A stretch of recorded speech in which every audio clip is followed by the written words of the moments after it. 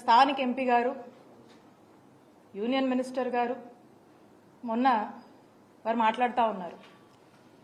ఏమని మాట్లాడుతూ ఉన్నారు?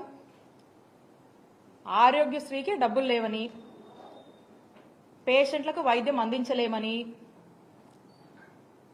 నెట్వర్క్ హాస్పిటల్కి డబ్బులు ఇవ్వలేమని, అందరూ ఆయుష్మాన్ భారత్ కార్డులు తీసుకోవాలని చెప్పి వారు మాట్లాడుతూ ఉన్నారు.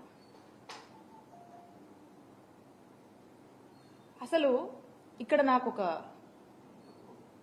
అనుమానం అనిపిస్తూ ఉంది.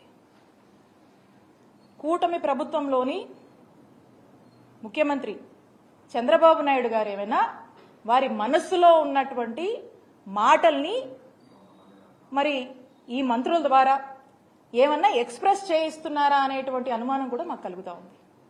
ఏమని? హెల్త్ వాళ్ళకంత ప్రయారిటీ కాదని, మరి